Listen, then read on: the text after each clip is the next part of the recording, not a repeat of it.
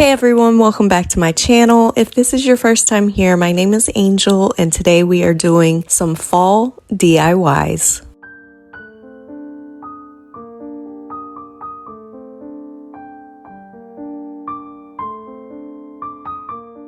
For this first project, I grabbed this round from my Dollar Tree to make a wheat art piece. So I'm going to be using some of Dollar Tree spackling and I'm adding in some of this warm buff color to make this wheat art. Now I'm going to mix that up, but you can also add a little bit of water if this is still too thick. I ended up going over my wood round with just one coat of my white chalk paint, and don't worry about filling in those holes at the top because the spackling is going to cover that. For this, I'm going to be using a triangular shape putty knife that I got from Amazon, and I'm just going to get some of that spackling on the tip of this. And now I'm making sure that I'm rubbing off the sides of it, but I'm just going to go down making little marks on here with this spackling and overlapping them as I go. Again, just make sure you are wiping off those side edges of the putty knife as you're doing this. And you can see I'm going back and forth, changing the pattern from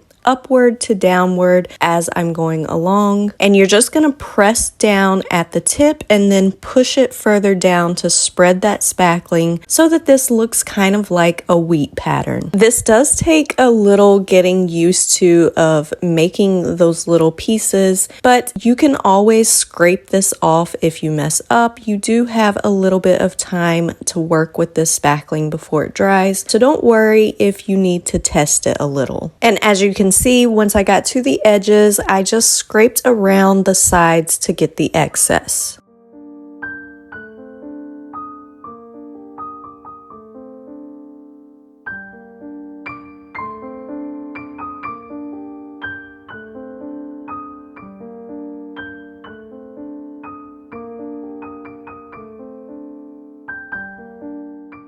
I found this large owl at my thrift store a few months ago and decided to make it over for some fall decor. Now I'm using a lot of baking soda and a little bit of my white chalk paint, but I want this paint to be extra chunky and give a lot of detail on my owl. Once I had it all mixed up, this paint is so thick that if you try to brush it on, it will just wipe off. So I'm just taking a fluffy paintbrush and dabbing this mixture all over my owl, and once that first coat is done, then I went back over it with a second coat. And as you can kind of see, this is going to give a lot of texture to this owl and it covers really well. After I did 2 coats on this owl, I did take it outside and spray it with 3 coats of my Aleene's acrylic sealer.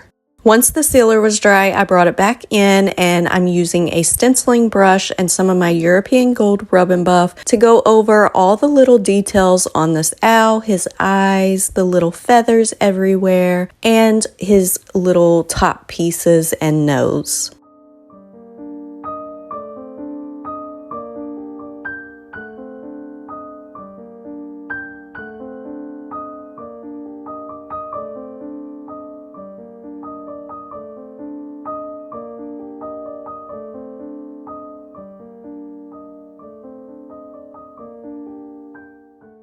For this project, I'm just using 3 pieces of scrap 2x4 wood in different sizes. I'm just going to stain all 3 of my pieces just using a wet paintbrush and some brown acrylic paint. And once I have these fully covered, I will wipe off the excess with a paper towel. Now, while these are still damp, I am going over them with a little bit of my white chalk paint and just dry brushing this over all 3 of these pieces of wood. And once they were dry, I'm going to just decorate these to turn these into pumpkins. For the larger one, I actually had this vintage cabinet pull that I wanted to use. So I drilled a hole in the center and then I'm going to attach this to the front of that. But before I did, I wasn't a huge fan of the yellowish gold. So I did go over it with some of my European Gold Rub and Buff. And then here I'm just measuring out where the center is so that I can use my drill to drill a hole, and then all I had to do was screw this little cabinet pull into the front of it.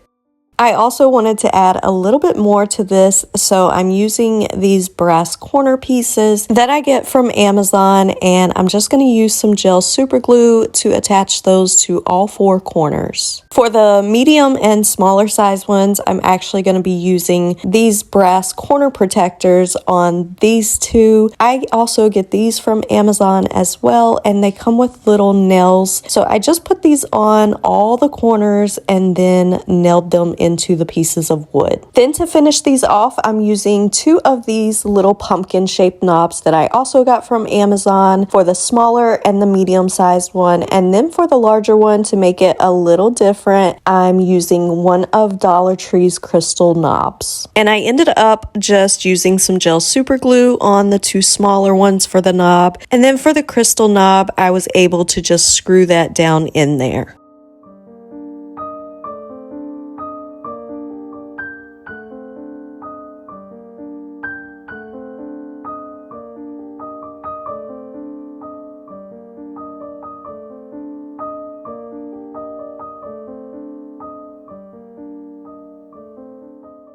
For this project, I'm just using one of these wood canvases that I got from Dollar Tree in the Dollar Tree Plus section, and I'm mixing up a little bit of very light brownish tan paint, and I'm gonna water down my brush to stain this. Once I had the entire thing covered, then of course I went back in with a paper towel and wiped off any of the excess. Then I'm just taking a large chippy brush and some of my white chalk paint, and I'm very lightly dry brushing over this to kind of do a reverse distress look.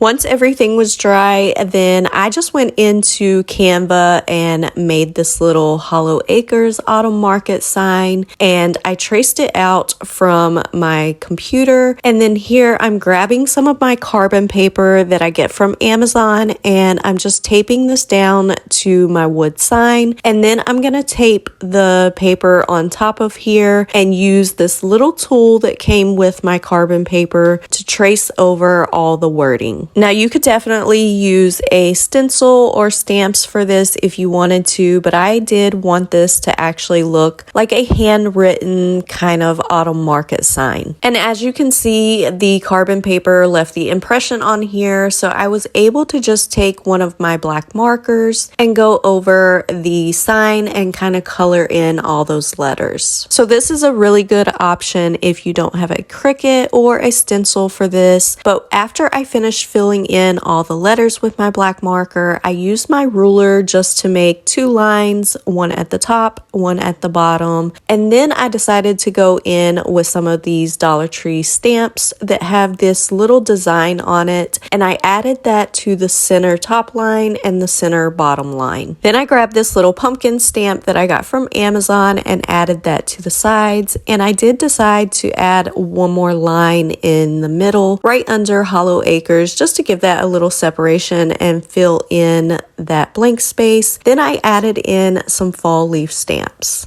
And that is going to be it for today's video. I hope you enjoyed these fall DIYs. Thank you so much for watching. I'll see you next time.